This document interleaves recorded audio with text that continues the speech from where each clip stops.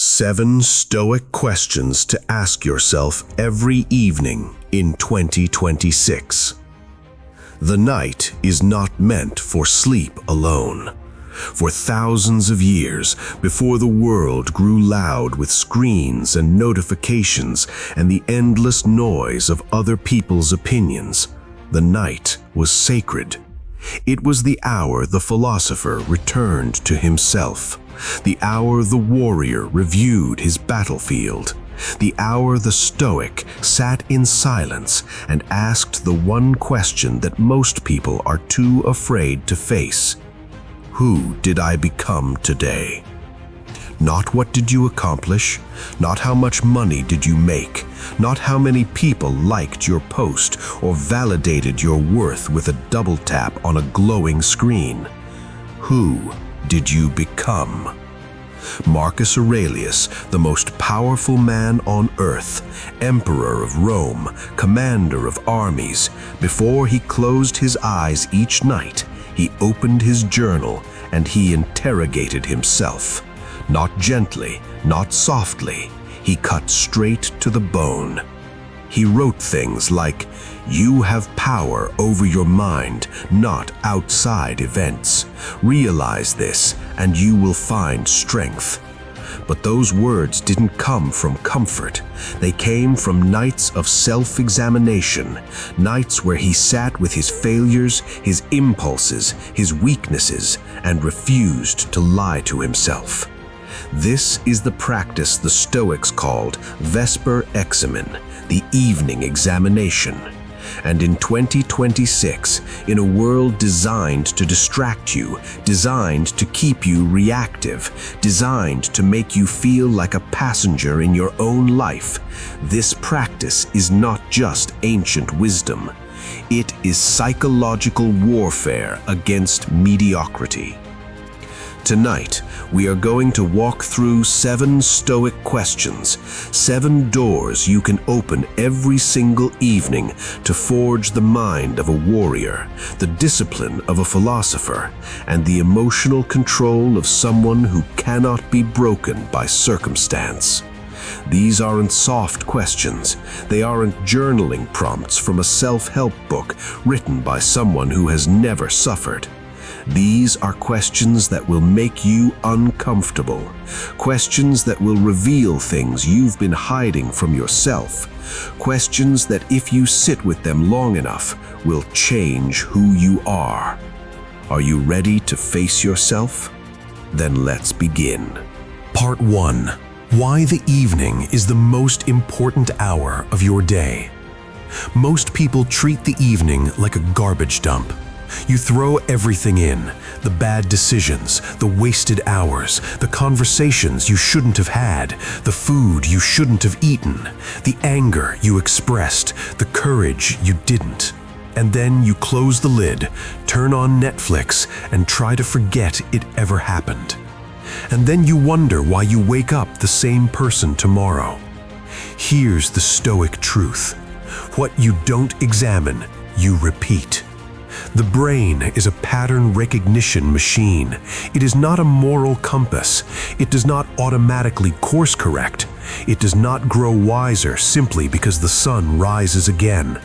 Without deliberate reflection, without conscious examination of your choices and your character, the brain simply runs the same loops, the same reactions, the same failures, over and over, with minor variations until the day you die.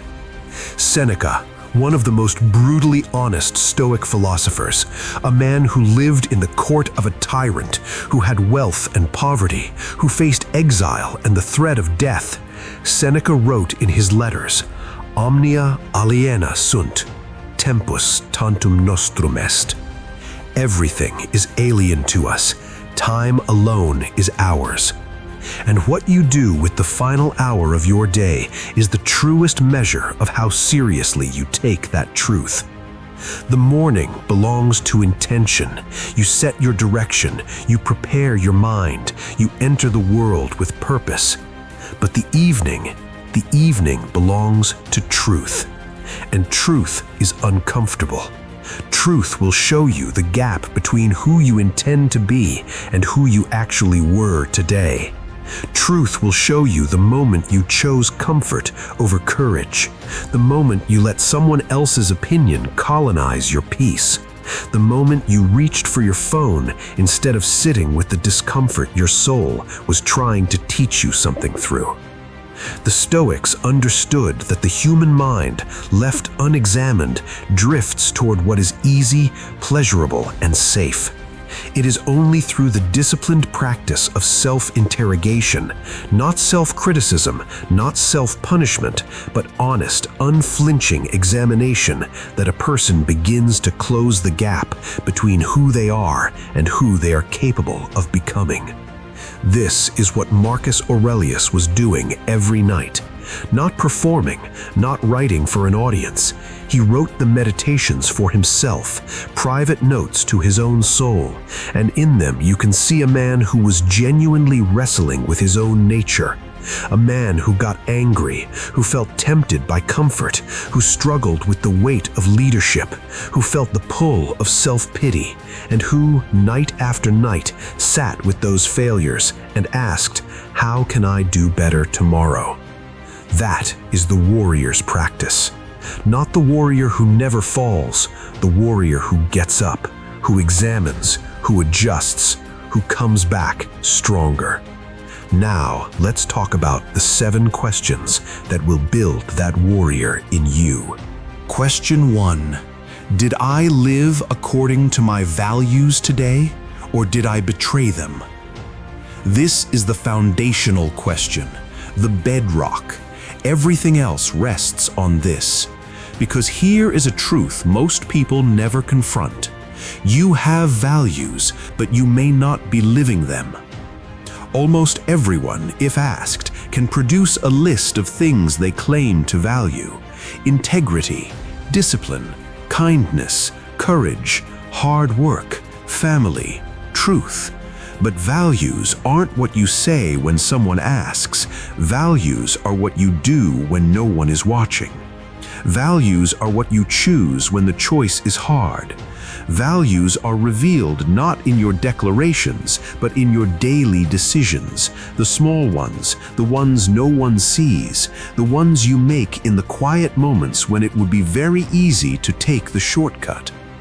The Stoics called this alignment between values and actions living according to nature, but not nature in the sense of forests and rivers, nature in the sense of your deepest, most rational, most virtuous self, the self that is capable of courage, wisdom, justice, and temperance, the self that exists beneath the noise of appetite and impulse and fear. Epictetus, who began his life as a literal slave, who owned nothing, who had his leg deliberately broken by his master, and who went on to become one of the most influential philosophers in human history, Epictetus taught that the only thing that truly belongs to us is our prohairesis, our capacity to choose, our will, our response. And so the question at the end of every day is not, did good things happen to me? It is, did I choose well with what I was given? Think about today. Sit with it. Was there a moment when you knew the right thing to do and you did something else? Was there a conversation where you knew you should have been honest and you were diplomatic instead of truthful? Was there a moment where someone needed your courage and you gave them your silence? Was there a discipline you committed to, a workout, a practice, a creative act, a difficult conversation that you postponed because you didn't feel like it? Feeling is not a value. Convenience is not a value. Comfort is not a value. If you claimed discipline as a value and you abandoned it the moment it became uncomfortable, then today, just for today, discipline was not your value. Comfort was. That's not a judgment, it's a diagnosis. And the Stoics were very clear, a diagnosis is not a condemnation, it is information, it is the first step toward change. Marcus Aurelius wrote in his Meditations, "Confine yourself to the present." But this practice asks you to look at the past, today's past, not to wallow in it, not to punish yourself for it, but to extract its lesson and bring it forward into who you will be tomorrow. So tonight, light no candle of excuse. Name the betrayal plainly. I said I valued health, and I ate like a person who hates himself. I said I valued presence, and I spent dinner scrolling. I said I valued honesty, and I told a comfortable lie. Name it, hold it, then ask what specific action tomorrow will bring my behavior back into alignment with what I claim to value. Not a vague intention, a specific action, an actual choice you will make tomorrow that looks like the person you say you want to be. This is how character is built, not through inspiration, through daily examination and deliberate correction. One question every evening. It will change your life more than any morning routine ever could. Question 2. What controlled me today that I should have controlled? There is a line that separates the Stoic warrior from everyone else. It is not intelligence. It is not talent. It is not circumstances or luck or privilege. It is this. The Stoic warrior knows the difference between what is inside his control and what is not, and he refuses to give his energy to what is not. Epictetus called this the dichotomy of control, and it is the single most liberating and the single most demanding idea in all of Stoic philosophy. Liberating, because once you truly internalize it, you stop suffering over things you cannot change. You stop losing sleep over the economy, over other people's opinions, over the weather of someone else's mood. Demanding, because it forces you to take full ownership of everything that is within your control, your thoughts, your responses, your effort, your character, and no longer hide behind external excuses. Most people live their entire lives as passive reactors. Something happens and they react. Someone says something and they react. The news delivers a frightening headline and they react. Their boss is in a bad mood and they absorb it, and suddenly they're in a bad mood and they go home and they're short with their family, and their family feels the friction, and the whole ecosystem of their inner life is being governed by forces completely outside themselves. This is not weakness. This is what happens when no one teaches you otherwise. The Stoics teach you otherwise. Tonight, the question is, what controlled you today that you should have controlled? Did someone's criticism throw you off balance for hours? Did traffic make you arrive at your destination already angry? Did a disagreement in the morning color everything that came after? Did the fear of someone else's judgment stop you from doing something you knew was right? These are not small things. These are the chains. And here is what makes this question so important to ask at night. You cannot see your chains when you're wearing them. In the heat of the moment, the reaction feels justified. Of course you're angry, look what they did. Of course you're anxious, look at what's at stake. Of course you felt paralyzed by fear, the situation was genuinely threatening. But in the quiet of the evening, when the heat has passed, when you can look back with the eyes of a witness rather than a participant, you can begin to see which of those reactions were necessary and proportionate, and which were simply habits of mind that you have allowed to run unchallenged for years. Marcus Aurelius wrote, "You have power over your mind, not outside events. Realize this, and you will find strength." But realizing it once is not enough. You must realize it again and again. You must practice it in small moments so that the great moments of pressure arrive. The practice is already built into your nervous system. This is neurological. When you repeatedly examine and name the moments where external events pulled you off center, you begin to create a small but growing gap between stimulus and response. That gap is where your freedom lives. That gap is where your character is formed. So tonight, identify one thing that controlled you. Just one. The argument that made you lose your composure, the rejection that made you spiral into self-doubt, the failure that made you want to quit, the compliment that made you arrogant, the insult that made you petty. Look at it, not with shame, with curiosity. Ask, what would the wisest version of me have done in that moment? Not a superhuman version, not a robot without emotion, a wise human being who felt the emotion and then chose their response anyway. That's the standard, not perfection, wisdom.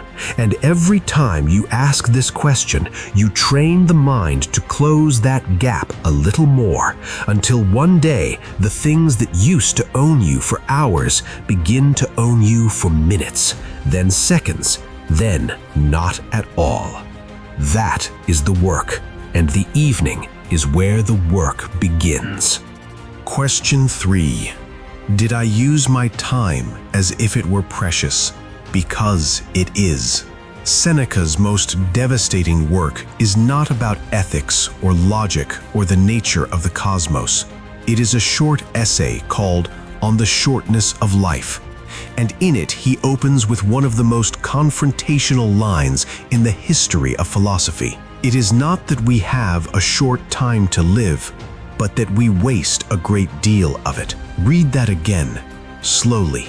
It is not that life is short, it is that we treat it as though it were infinite. We say, I'll start tomorrow. We say, someday.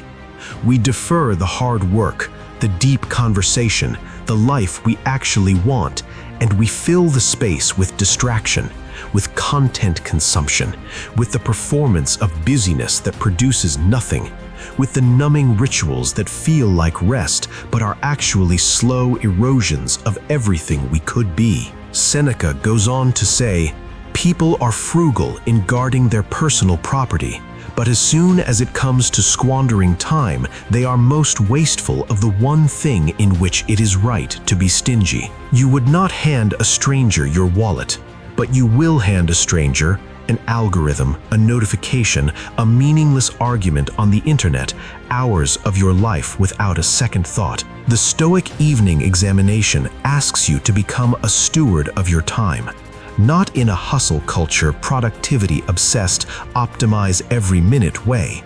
That is its own form of anxiety. But in the way of someone who genuinely understands that this day, this specific Thursday or Sunday, or whatever day this is, will never return. The hours you spent today are gone. The only question is, were they spent on something that mattered? Tonight, look at your day as if you were watching a film. Where did you lean in, fully present, fully engaged, doing work that mattered, or spending time in a way that fed your soul? And where did you drift? Where did you allow the hours to dissolve into passive consumption, into busy work that kept you moving without taking you anywhere, into the digital fog that feels like rest but is actually just numbness? This is not about productivity metrics. This is not about optimizing your schedule. This is about something much deeper. The Stoics believed that a human life has a telos, a purpose, a direction, a reason for being here, and every day either moves you toward that telos or away from it. There is no neutral ground. Time spent drifting is time spent retreating. Marcus Aurelius wrote, "Confine yourself to the present. But at the end of the day, in this examination, you are required to look at the present day just past and assess it honestly. Ask yourself, if I were given this exact day again tomorrow, what would I do differently with it? Not vaguely, specifically. What would you protect? What would you cut? What would you start earlier? What would you give more attention to, and what would you refuse to give attention to at all? This question also invites you to consider something most modern people never do: the quality of your attention, not just the quantity of your time. You can spend 3 hours with your child while your mind is somewhere else entirely, worrying about work, half watching your phone, physically present but psychologically absent. And you can spend 20 minutes with them in complete, undivided presence, making eye contact, listening fully, being entirely there. And those 20 minutes will mean more than the 3 hours ever could. Time is not just a clock. Time is attention, and attention is the currency of life. So tonight, did you pay with real currency, fully present, fully engaged, fully alive? Or did you counterfeit it, going through the motions while your mind was somewhere else? The warrior knows that time is the one resource that cannot be recovered. Every other loss can be recovered from. Lost money can be made again. Lost opportunities sometimes return in new forms. Lost relationships can sometimes be repaired. But a lost hour is gone forever. Treat it accordingly. Question 4. Did I practice virtue, or did I merely think about it?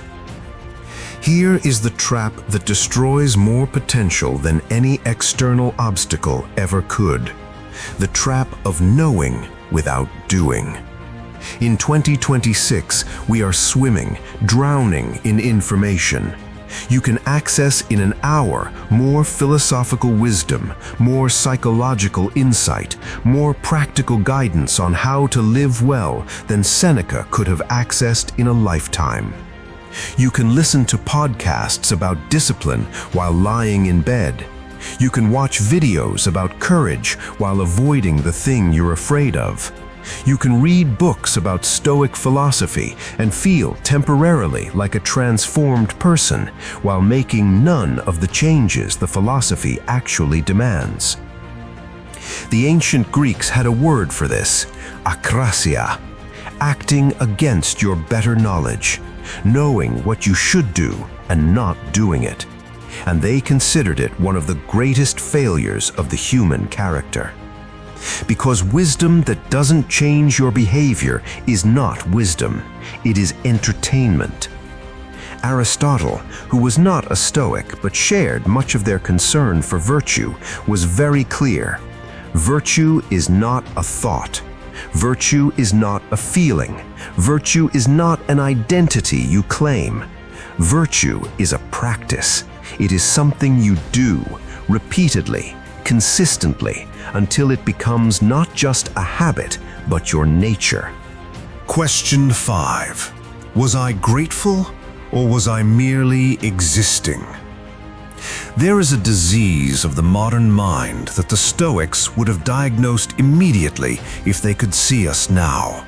It is called hedonic adaptation, the relentless human tendency to become numb to what we have, to take the extraordinary and make it ordinary, to receive gifts, health, connection, safety, food, shelter, the ability to breathe and move and think, and to not even register them, to live surrounded by miracles and feel nothing but a vague dissatisfaction about everything you don't yet have.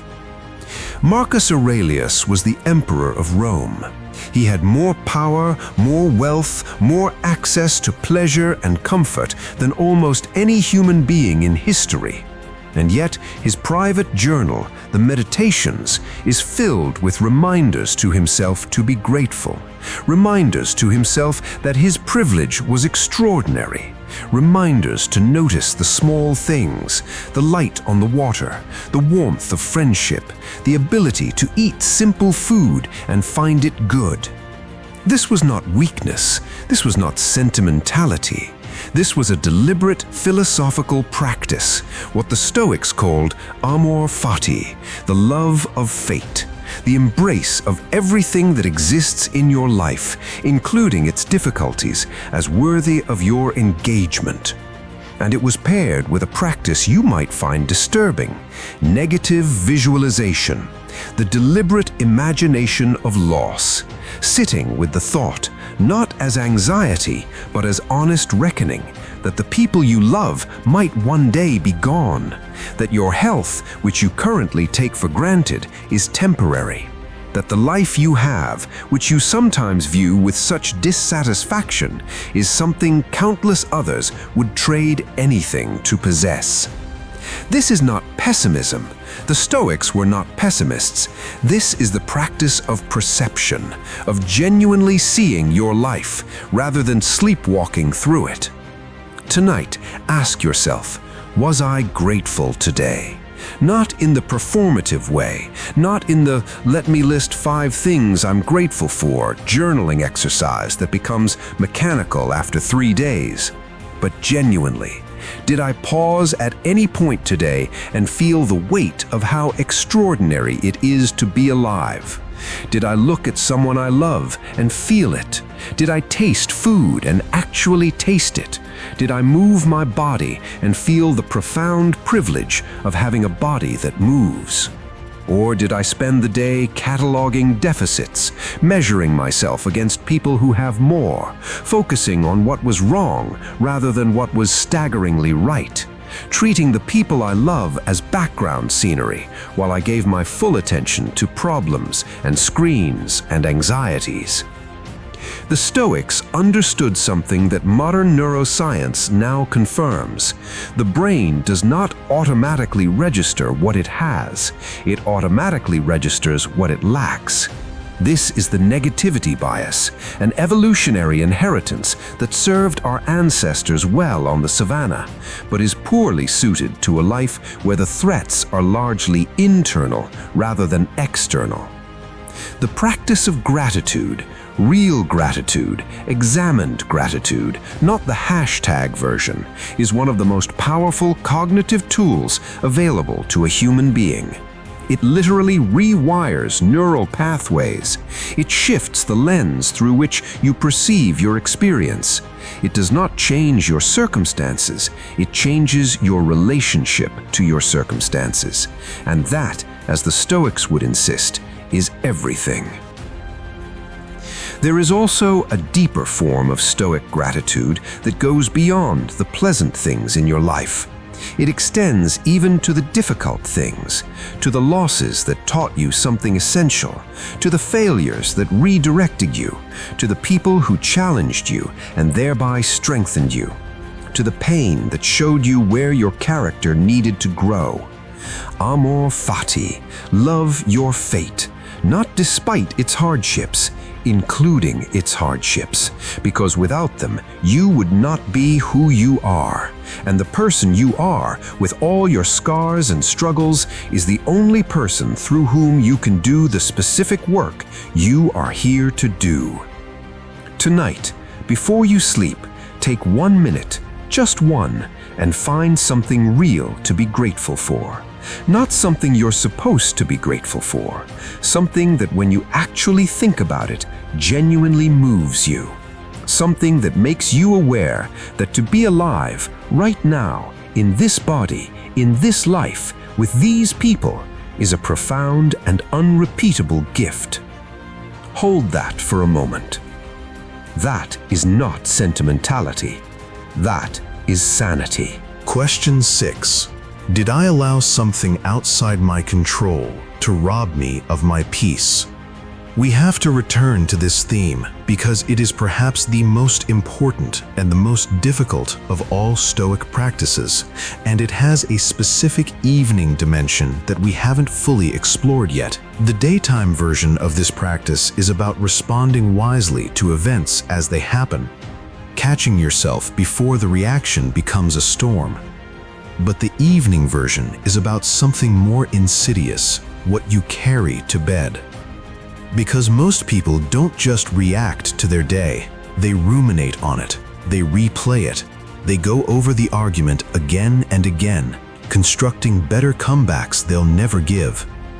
They lie in the dark and replay the humiliation, the rejection, the failure, not once, but dozens of times, each replay as emotionally charged as the original event. They worry about tomorrow with such intensity that they deny themselves the rest they need to actually face tomorrow well. This is what the Stoics called disturbia mentis, the disturbance of the mind, and they viewed it as a kind of self-inflicted violence. Epictetus said, "Men are disturbed not by the things which happen, but by the opinions about the things." The event is done. It cannot be changed. The only thing that can be changed is your relationship to it. And lying awake, replaying it, suffering it again and again in the theater of your mind serves nothing but your suffering. Tonight's question is, did I allow something outside my control, someone's behavior, an unexpected setback, a failure, a piece of bad news, a worry about the future, to colonize my inner life today? If the answer is yes, and for most of us, most days, the answer will be yes, then the evening examination offers a specific practice. It is a practice Marcus Aurelius describes implicitly throughout the Meditations, the practice of separating the event from the judgment of the event. Take the thing that disturbed you today, set it before you in your mind like an object on a table. Strip away the emotional charge temporarily. Look at the bare facts. What actually happened, not what it meant, not how it made you feel, not what it says about your worth or your future or the unfairness of the world. What literally, factually, measurably occurred. Often, when you do this, you discover that the bare fact is small. My colleague didn't respond to my message. That's the fact.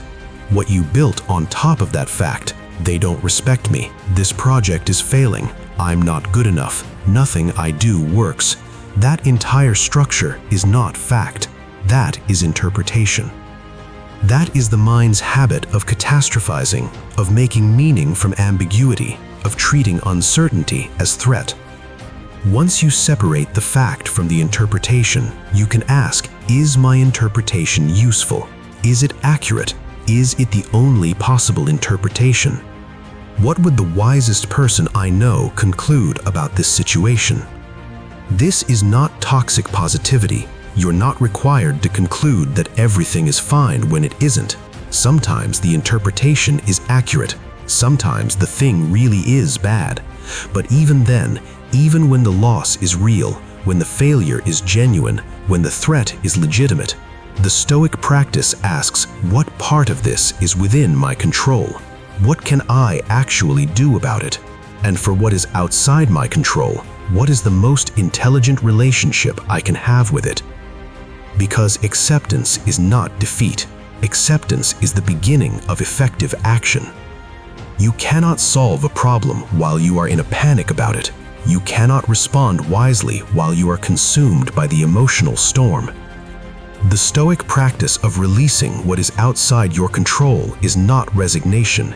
It is the precondition for genuine power over what is within your control. And specifically, as you prepare for sleep, the practice is this: take everything you carried today that wasn't yours to carry. The worry about things that haven't happened, the replaying of things that can't be changed, the rehearsal of arguments that will never be given, and consciously, deliberately set them down. Not because you don't care, because you do. Because you understand that a rested mind is a more effective mind. Because you know that the problems of tomorrow are better solved by the person who slept well than the person who lay awake, torturing themselves with simulations. The Stoics called the space between stimulus and response the hegemonikon, the ruling faculty of the mind, the seat of reason and will. Cultivating that space, protecting it from unnecessary disturbance, is the work of a lifetime. Tonight, return to it. Lay down your unnecessary burdens. They will still be there in the morning if they matter, but they will be met by a sharper, steadier, more powerful version of you. Question 7. Am I becoming the person I want to be, or am I drifting? We have arrived at the final question, the question that contains all the others, the question that is not about today at all, but about the trajectory your days are forming. Here is a truth that is as simple as it is terrifying. You are always becoming something. There is no static self. There is no neutral ground where you stay the same. Every choice you make, every habit you reinforce, every thought you entertain, it is either building the person you want to be or eroding them. It is either deepening your character or diluting it. It is either moving you toward the life that matters to you or away from it. And most people never ask the question at the right level. They ask, did I have a good day? They ask, did things go well? But they never step back and look at the pattern of their days and ask, where is this taking me? The Stoics spoke of the sage, the ideal Stoic, the fully realized wise person, not as an achievable destination, but as a compass bearing. You never fully arrive, but you orient yourself toward it every day. And over the course of a life, those daily orientations accumulate into something remarkable, into a person of genuine depth, genuine strength, genuine character. Or they don't. If you never ask the question, they don't. The question tonight is, are the habits, choices, and patterns of my daily life taking me toward the person I genuinely want to be? Not the person you perform for the world, not the identity you've curated for your social media, not the version of yourself that impresses others, the person you are when no one is watching, the person you are in the privacy of your own thoughts, the person you are at 2 a.m. when the mask is off and it's just you and the truth of who you are. Are you becoming more courageous, or are you slowly accommodating your fear? Every time you avoid the difficult thing, the avoidance becomes more natural, the fear becomes more powerful, the courageous version of you becomes harder to access. Are you becoming more disciplined, or are you slowly negotiating your standards downward? Today you skipped one workout, tomorrow you skip 2. The week after, the workout no longer exists because you no longer think of yourself as someone who works out. Standards, like muscles, atrophy when they are not used. Are you becoming wiser, or are you just becoming more informed? There is an enormous difference. Wisdom requires that knowledge change your behavior. It requires that you actually live differently because you understand something new. Are you doing that? Is the philosophy you consume actually showing up in how you treat people, how you spend your time, how you respond to adversity? Are you becoming more present, or are you becoming more absent, more distracted, more fractured in your attention, more incapable of being in a single place with a single focus for more than 3 minutes at a time? Are you becoming more connected to the people who matter to you, or are you slowly, imperceptibly withdrawing, present in body but absent in spirit, giving your best attention to the world and your distracted remainder to the ones you love? These are not comfortable questions. They are the questions of someone who takes their own life seriously, of someone who understands that a life is not made in grand gestures. It is made in 10,000 small choices, each one reinforcing a pattern, each pattern forming a character, each character determining a destiny. Marcus Aurelius wrote, "The impediment to action advances action. What stands in the way becomes the way." And perhaps the greatest impediment to becoming the person you want to be is simply the failure to ask whether you are becoming them. Tonight, be honest. Look at the last week, the last month, the last year. Are you better? Not just more successful by external measures. Are you actually better? More wise, more courageous, more genuinely kind, more in control of yourself, more present, more alive? If the answer is yes, even partially, even imperfectly, then the practice is working. Strengthen it. If the answer is no, or if you're not sure, then this moment, this question, this evening is the turning point. Not tomorrow, not Monday, not when the circumstances are right. Now, tonight, with this question in your heart and your honest answer staring back at you. Who are you becoming? The answer is always still available to change, but only if you ask. The closing, the warrior's oath. 7 questions, 7 doors into the truth of your own life. They don't take long to ask. They take a lifetime to answer well. The Stoics didn't believe in transformation through motivation. They believed in transformation through practice, through the slow, stubborn, daily repetition of small acts of excellence, through showing up for the examination, not just when you're inspired, but especially when you're not, through holding yourself to a standard not because anyone is watching, but because you are watching, because the only opinion of you that ultimately matters is your own. The opinion formed not from pride or self-criticism, but from honest, loving, unflinching witness of who you are and who you are capable of becoming. This is what it means to train your mind, not to think positive thoughts, not to visualize success, but to sit in the quiet of the evening and face yourself with the honesty that most people spend their entire lives running from. This is what it means to conquer yourself, not your enemies, not your competition, yourself.